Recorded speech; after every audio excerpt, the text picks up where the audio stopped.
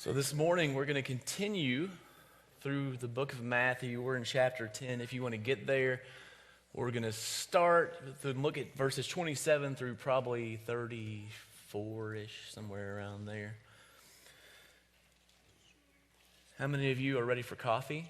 Coffee? I'm scared of what will happen to me if I drink some coffee after 3 weeks. Might not sleep for a couple days, but it'll be worth it. Hey, what did the shy pebble wish? That she was a little bolder?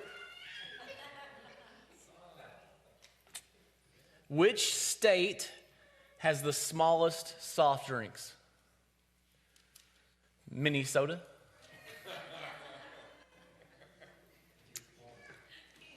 It only gets better, I guess, from here. So the last few weeks, Jesus has hit us pretty hard. He's been coming out at us and giving us some theology that we don't like, that goes against the natural grain of our society. And he's been throwing some punches. And today it's not going to end. And a lot of this is because the way that we view Christianity, the way that we were brought into Christianity, is through this idea that when you follow Jesus, things get easier. In fact, that's the way that you and I pitch Jesus to most people. Hey, follow Jesus, your life will be better, everything will be great, everything's going to be so hunky-dory, everything's great with Jesus. And this, if you think about it, is the exact same thing that's going on in our election cycle right now. Everyone that comes on, everyone that speaks tells you about how much better your life will be if you vote for them. Just vote for me. I will give you a little bit more money on your paycheck. You'll be so much happier. Vote for me. I'll make sure that all your medical needs are taken care of. And what they're trying to do is appeal to the things that you want. But Jesus goes the opposite route. Jesus says, listen, if you follow me, you're going to have less money because you're going to have to give some of it away. He says, if you follow me, you're going to be less safe because I might call you to go anywhere in the world and might ask you to follow me to places where you're not as safe as you are now. He says, look, if you follow me, it'll be the hardest thing that you've ever done. And there's this shift that happens. There's a shift that happens when you give your life fully to Jesus and you start to follow him wherever he is calling you to go. Your life begins to change because you realize that the people around you, you want something better for them. You want the Jesus that you know. You want them to have that as well.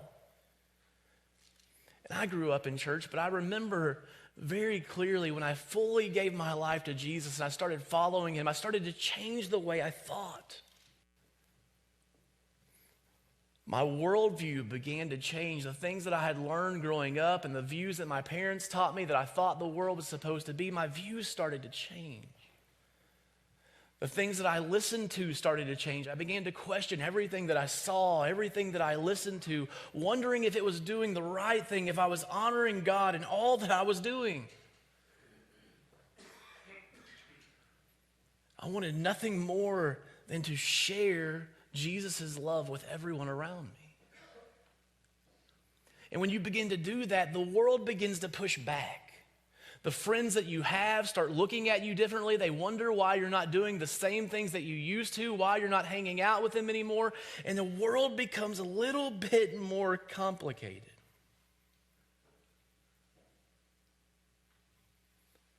I can't imagine how hard it is to be a high schooler today and try to live following Jesus. It's so much harder than it was even when I was in high school.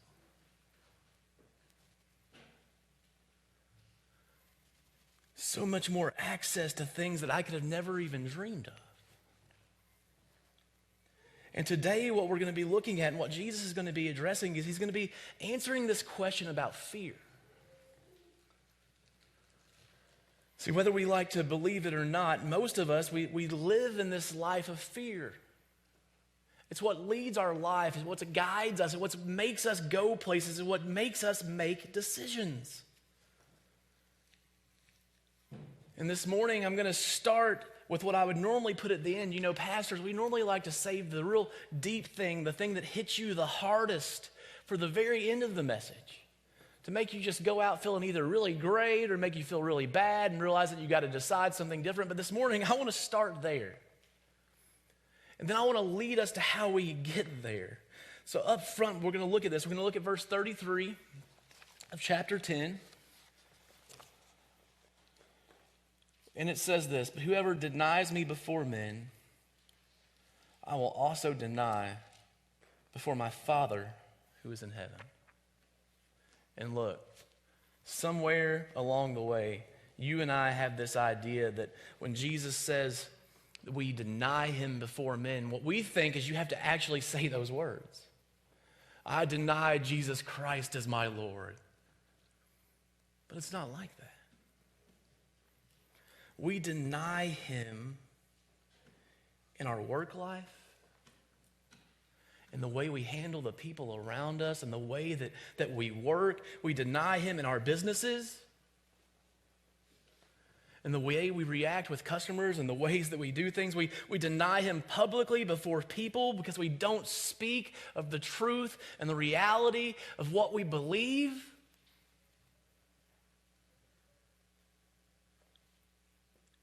We just keep everything to ourselves. And the idea is that we want everything that Jesus has to offer without any of the work.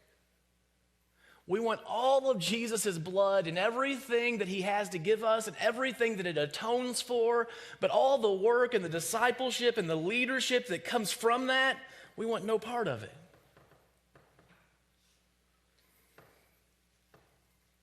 Just give me more, Jesus. But I'm not going to do any of the work. And we've got this idea that we're good people. I mean, I believe in God. I just don't do everything that he's asked of me. We're these kind of people that Craig Rochelle would call Christian atheists. We believe all the right things. We believe in a God, but we live our lives as if he's not there.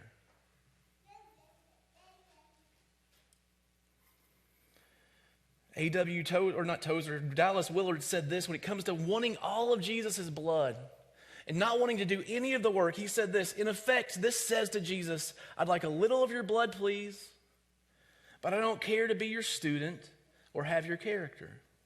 In fact, won't you excuse me while I get on with my life, and I'll see you in heaven. But is this really acceptable to Jesus? And then he goes on to say, but some will say, can I not be saved, get into heaven when I die without any of this? Perhaps you can. God's goodness is so great, I'm sure that he will let you in if he can find any basis at all to do so. But you might wish to think about what your life amounts to before you die, about what kind of person you're becoming, and whether you really would be comfortable for eternity in the presence of one whose company you have not found especially desirable for the few hours and days of your earthly existence. And he is, after all, the one who says to you, follow me.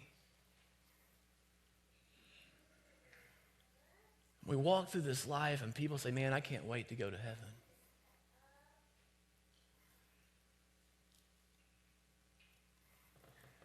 We have this idea for some reason that heaven is so ungreat that when we get there, we have time to look back on the people that are not with us.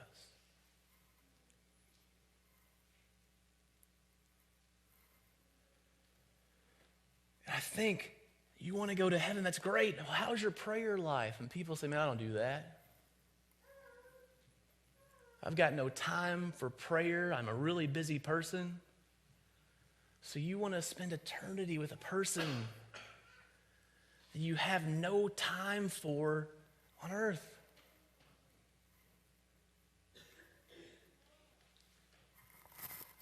you don't even want to be around him now.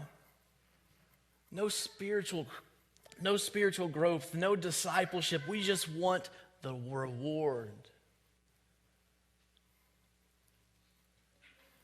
That's what Dallas Willard said was vampire Christianity.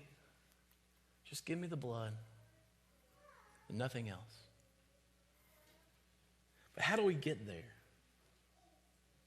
How do we get to that place in our life that it all comes down to we just deny him with our life and our actions? If we want to go back to verse 26, it says this, so have no fear of them, for nothing that is covered that will not be revealed, or hidden that will not be known.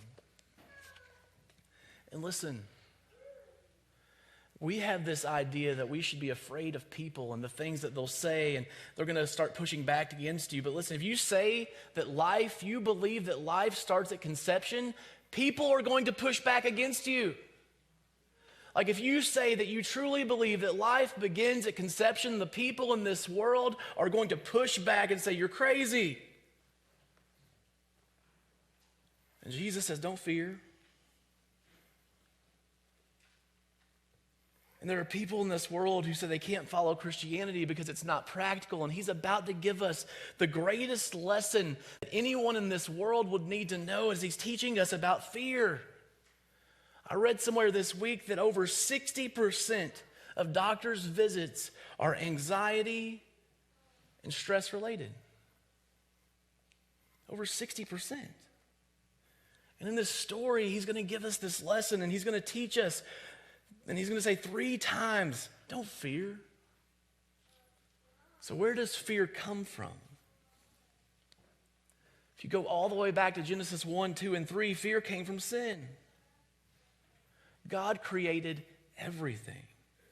There was this relationship of his people between him and them, and there was openness. There was no shame. There was no guilt. And they sin and they immediately retract from his presence. And love gave way to fear. And what happened in that moment is in our brains there are these new pathways that began to be created, and we began to react because of fear. And in our lives, we think that we're supposed to react because of fear. We're supposed to make decisions because of the things that we're afraid of. And Jesus is going to address it. And he's going to give us reasons we shouldn't be afraid. And the first reason that we shouldn't be afraid is he says the truth will be revealed in the end. Verse 26 again. It says, let's see. There it is. So do not be afraid of them, for there is nothing concealed, though not will be disclosed, or hidden that will be made known. He says, look, you are worried in your life about short-term decisions. You're worried about the things that are happening in your immediate life, the things that you can see here and now. What you really should be worried about is thinking about the long term. You need to see the end picture. You're supposed to focus on the end game. You're going to have people that will come against you, and there'll be this tension, and you may never feel resolved in this life with that tension. But in the end, you'll be justified. And for some of us, that's all we'll ever get.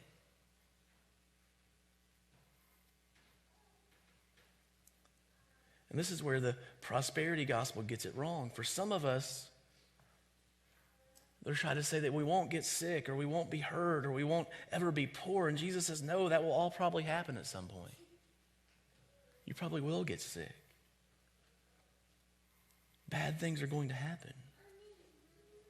But you don't have to worry about it, because in the end, you will be saved. So take courage now. The biblical narrative isn't that God will save you from drowning.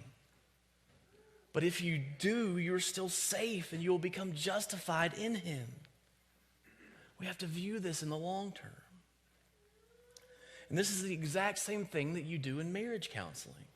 You tell people that they have to view things in the long term. And the couples will come in and they'll say something like, she nags me all the time. It was just one particular couple. It's not all of them. They don't all say that.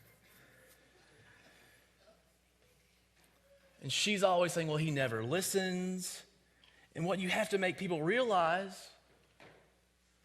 is what they're looking for, they may never get. But what you have done is you have set yourself up in a covenant with another person. And what you're supposed to do is serve regardless. Like men, we're supposed to wash her feet. We're supposed to love her as Christ loved the church. I wonder if the church has ever been naggy. And Jesus is like, oh, those people, they just nag me all the time. I'm walking away. I mean, the church never nags, right? Christians don't talk gibberish. We don't nag. And Jesus never says, man, I'm done with this. So sometimes we're not going to get resolution in this life. But man, we're still supposed to love her. And we could look at the woman and we could say, well, what is your job? And we're supposed to love her. And what's your job, ladies? It's to respect him. If you look at Ephesians 5. Men don't need love. They need respect. For most men, if they wake up in the morning and you're still there, they know you love them.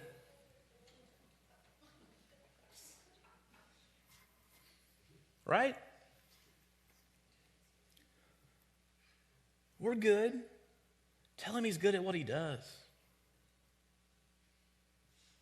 Tell him you're proud of him. Tell him he's hardworking. So here's the idea. You respect him. You say, well, what if he doesn't start loving me? So? You still have to respect him. But what if he never starts? You still have to respect him. Because it's a long-term view. It's what you get in the end that is better. He doesn't promise us a fantastic marriage. He promises us a treasure that in the end that is greater than that. And that's Jesus. And in the end, if we're faithful, we get him. And once you know the end game, you can be encouraged in the present. So people will turn on you, but don't worry, because in the end, you get something better. Then he goes on in verse 27, he says this, what I tell you in the dark, speak in the daylight. What is whispered in your ear, proclaim from the roofs. And this is kind of an aside, and there's this beautiful image where he's telling people, look, you got to be a proclaimer.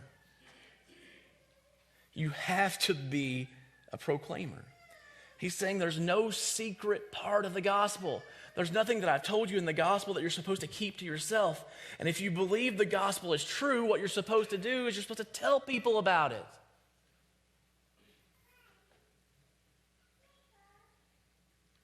You proclaim it from the housetops. You don't keep it to yourself. And the assumption from this verse is that you can actually hear him.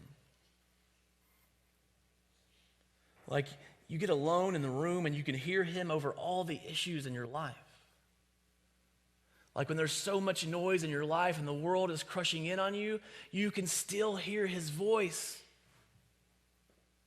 That's the assumption here.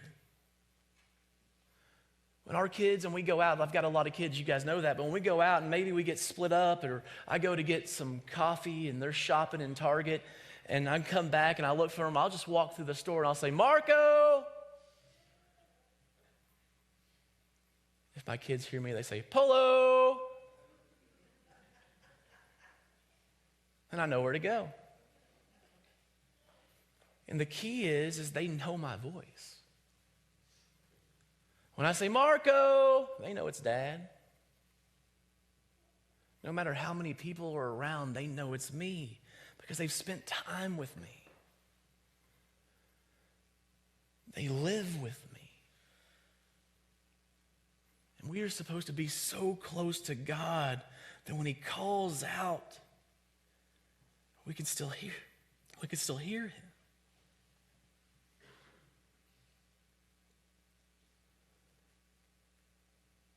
So we're supposed to tell people, because that's how you really get true value in your life here.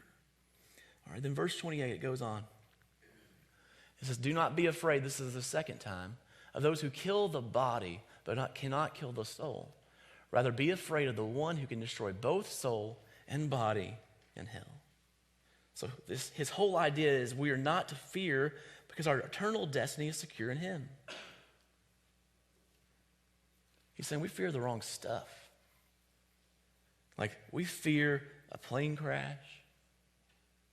We fear evil in this world. We fear cancer. We fear earthquakes. We fear spiders.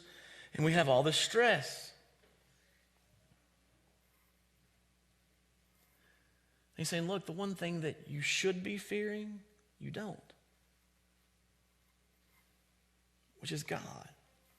And we should be waking up every morning with this reverence of God where we're so zoned into God himself.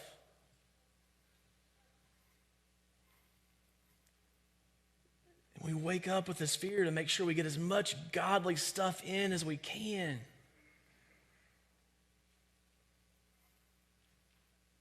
See, why do you fear all this other stuff?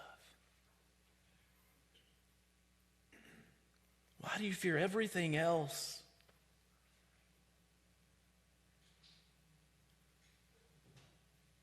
That means so little. And we do this thing where we think that God is sitting over in the corner just waiting for us. That he's sitting there and he's playing checkers and he's just waiting for us to talk to him. He's not watching over us. He's just waiting for us to say something. We don't fear him. There's no reverence. There's no awe. We're just waiting to use him any chance we can get.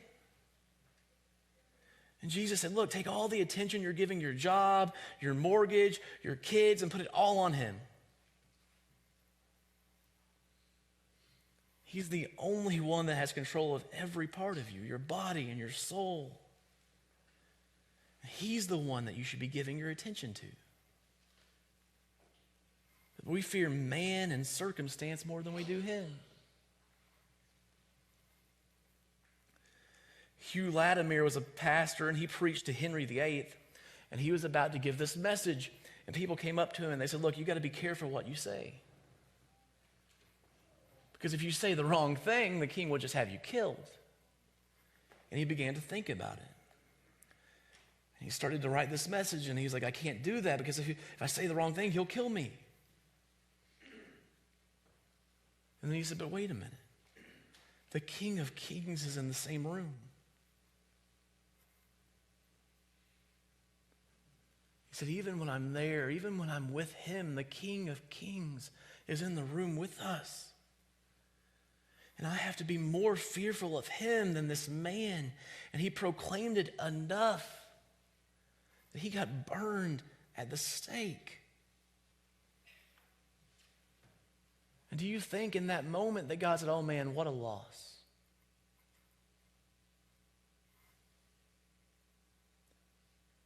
And that's what you think. If we don't see him clearly. And if we believe in natural selection and evil and this whole idea of what the world teaches us, that we look at that event of him being killed and we think, man, he lost. But when we look at that from a biblical perspective, is what we realize is that he won.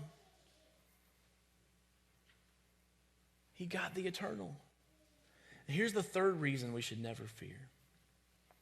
He's going to tell us we are more valuable than anything in the entire universe. Verses 29 and 30 say this: are not two sparrows sold for a penny? Yet not one of them will fall to the ground outside your Father's care. And even the very hairs of your head are all numbered. Look, he says, out of everything he's made, you and I are the most valuable. Out of everything that he's made, You and I are the most valuable. We are more valuable than any animal. In the creation story, everything gets more valuable as it goes. Every step goes from chaos to order, and he makes man, and he puts him in the garden, and the final thing he makes is this woman. She's like the pinnacle of all creation. She was the greatest, she was the best, and he makes her, and he thinks, I can't do any better, it's done. And he's looking at us, he's, look, you're not an animal. You're more valuable than the sparrows. And that's how much he loves you. He came and he died for you because you're so much more valuable than everything else. And here's the other piece of this. It says that not one falls from the ground apart from the Father. There's a pastor, his name's Brenton Merrick, and he started this really large church. It's called Reality. And a few years ago, he had a daughter. She was 4 years old, and she was diagnosed with cancer. And they did everything they could. They went and got every treatment. I think I read that they took her to Israel to try to get treatment there. And about 2 years later, she died at the age of 6. And he and his families had taken some time off of the ministry, and after she passed away, he stepped back in and he began to preach again. And the very first Sunday that he was back in the pulpit, this is the scripture that he preached from. He said, nothing dies apart from the Father. He said, this is what wakes me up in the morning. This is what allows me to have peace. This is what gives me strength in the morning to know that everything that happened to her was with the Father's hand.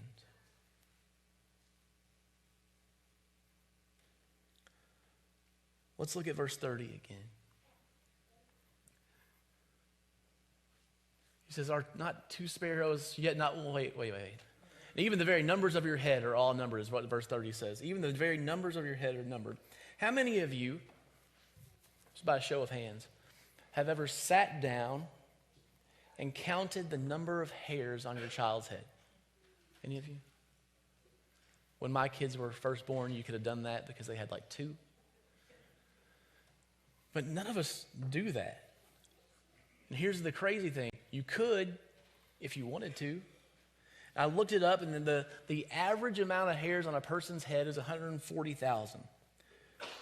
Some less. And we could count if we wanted, but none of us have done it. You know why? Because we don't care, right? And we don't really care to sit down and count the hairs on your child's head. But he does. And he loves your kids more than you do. And the more kids you have, you care less and less, right? I found this this week. I was going through some drawers. This is Josiah's baby book here. Pictures, right? And when you have your first child, you fill this thing out. Right? You fill this thing out. Like every little line is filled in, and you fill in every single thing. I think by the time we got to Truett, our second, we bought a book, and we filled a couple of things in. I don't even think for the last 3 we've even bought a book.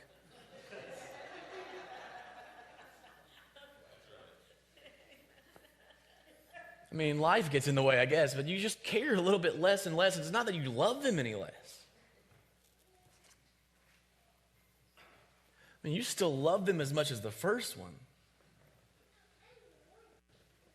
But you just don't care that much anymore. But what he just said is that God does. God cares that much. He cares about you more than anything else. He says, look, I love you more than anything, so don't be afraid. You have nothing to fear, because even if you die, you're safe. I don't know if you know this, but there will come a point when every single one of us will die. Even Lazarus, who he raised from the dead, died.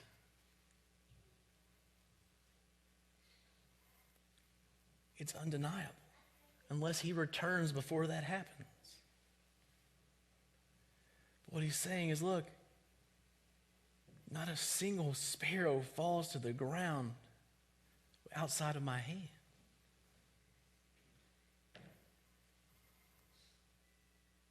Not even that dies apart from his knowledge.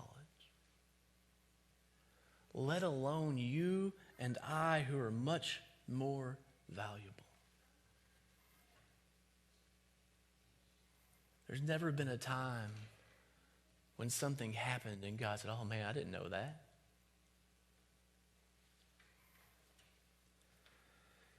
Verse 32. Whoever acknowledges me before others, I will also acknowledge before my Father in heaven. What an amazing fact. I mean, everything that we've been looking at, all this fear that we've been looking at leads up to this verse, right? All the fear that we have in our life is what keeps us from doing just that.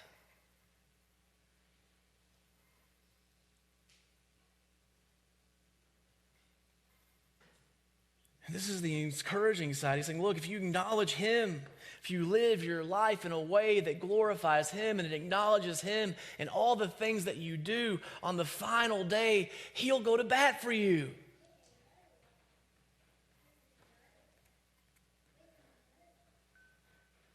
When you're standing in the throne room, we talked about last week about how everything that you do in the dark will be brought to light. And for some of us, it might not be until the day that we stand in the throne room of God and all of a sudden they start telling everything that you've done wrong. But on that day,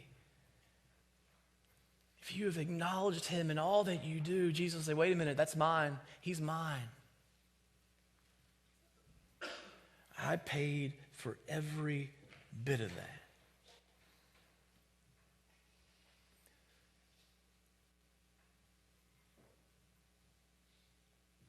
Everything that we read today leads up to that verse if the worship team would come.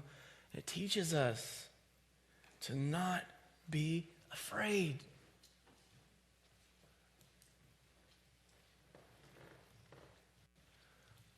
Look, we don't just deny him by saying, man, Jesus, no, he's no good. We deny him in every moment that someone asks us what we believe and we stay silent.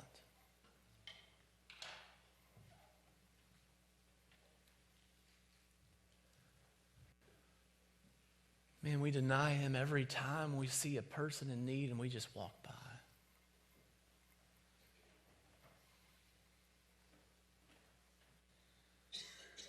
We deny him every moment we live a life that glorifies us and not him.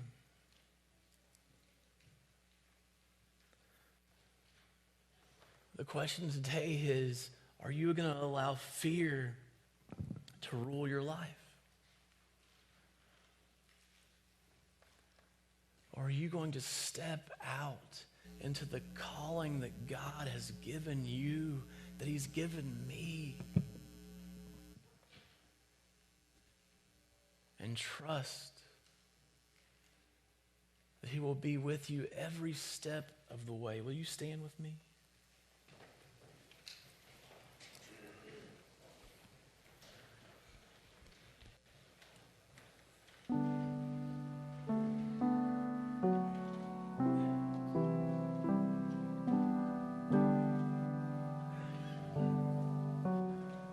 This morning, I want to encourage you.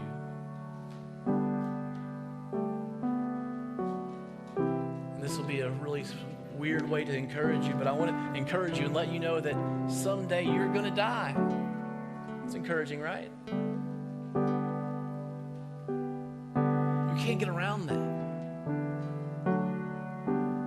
But when you know him and you live your life according to his word and you acknowledge and glorify him in all that you do, you know what your eternity brings you.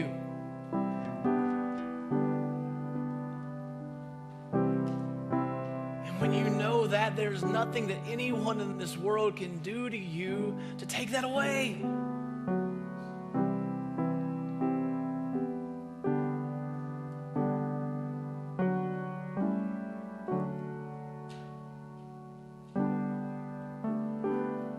Church, a life lived for him is a life that loves others.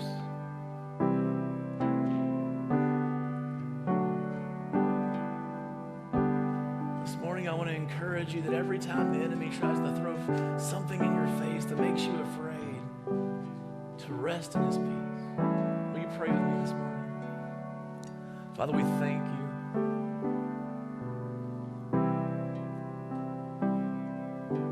Father, I love you. Jesus, this morning I ask that you'd give every single one of us the strength that we need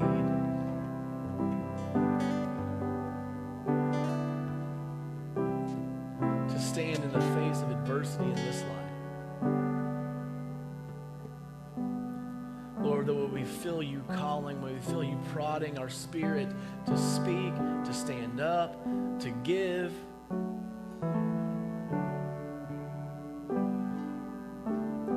that we would do exactly what you want us to do. Jesus, help us to